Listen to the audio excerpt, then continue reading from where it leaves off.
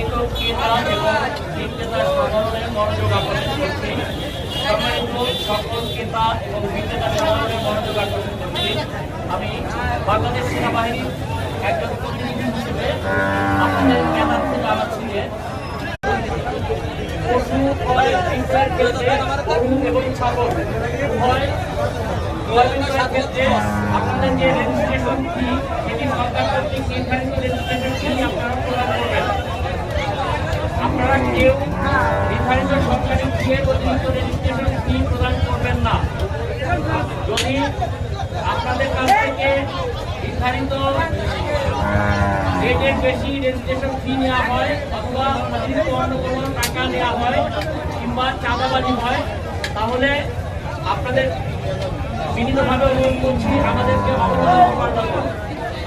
আমাদের অভিযোগ নাম্বার 01769554505।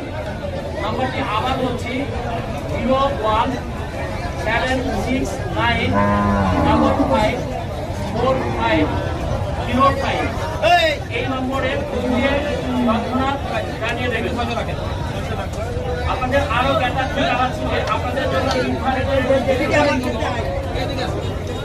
শতকরা 1.5 টাকা হারে গরুর ক্ষেত্রে সর্বোচ্চ 600 টাকা এবং ছাগলের ক্ষেত্রে একইভাবে শতকরা 1.5 টাকা হারে সর্বোচ্চ 200 টাকা। আমি আবার বলছি, আপনাদের জন্য নির্ধারিত ফি সরকারি ভাবে যেটি নির্ধারণ করে দেওয়া হয়েছে সেটি হলো গরুর ক্ষেত্রে শতকরা 1.5 টাকা হারে, তবে সর্বোচ্চ 600 টাকা, 600 টাকার অধিক নয়। এবং ছাগলের ক্ষেত্রে 1.5 টাকা হারে সর্বোচ্চ 200 টাকা। এবং এই টাকা শুধুমাত্র ক্রেতা অর্থাৎ শুধুমাত্র একজন এই টাকা পরিশোধ করবেন। অর্থাৎ একটি পশুর ক্ষেত্রে একবারই পরিশোধযোগ্য, যেটি গরুর ক্ষেত্রে 600 এবং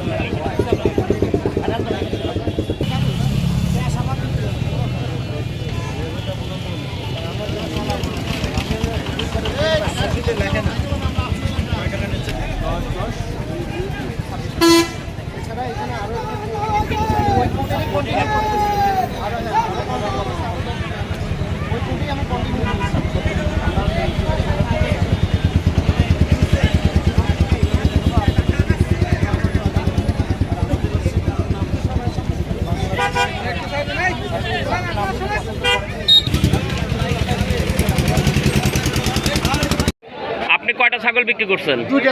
দুইটা ছাগল বিক্রি করছেন। ওনার ছাগল কিনছেন কি আপনি? আপনি একটা কিনেছেন। একটা হচ্ছে আপনি কত দিয়েছেন? 200 টাকা ওনাকে দিচ্ছেন, ঠিক তো? রেজিস্ট্রেশনের জন্য। আচ্ছা, আপনি ওনাকে কত দিচ্ছেন? এটার আপনি আলাদাভাবে 100 টাকা দিয়েছেন, উনি 100 টাকা আপনাকে দিয়েছে।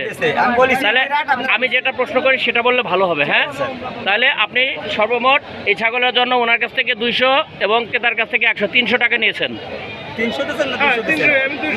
আমি তো এখানে তো ক্লিয়ার বললাম। আচ্ছা, ওই রসিদটাতে লিখেছে হলো 200। রসিদটা যেহেতু মানে আপনাকে দিয়েছে, আপনারটা 200 টাকা লিখেছে, বাট আপনাকে কোনো রসিদ দেয় নাই। ওকে, আপনি কি জানতেন একটা ছাগল রেজিস্ট্রেশনের কত হার কত?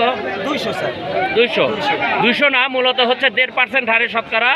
এর কমও হইতে পারে, এর বেশিও হইতে পারে, কিন্তু বেশি হলে বেশি নিতে, সর্বোচ্চ নিতে পারবেন 200। তার মানে 1.5 টাকা হারে সর্বোচ্চ 200।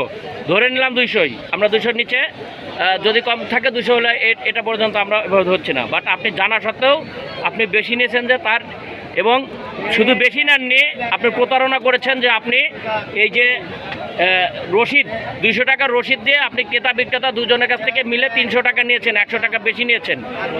এই প্রতারণার দায়ে আপনার বিরুদ্ধে আইনানুগ ব্যবস্থা নেওয়া হবে। ঠিক আছে, আপাতত আপনার বিরুদ্ধে আমরা আইনানুগ ব্যবস্থা নেওয়ার জন্য প্রক্রিয়া করছি। ধন্যবাদ।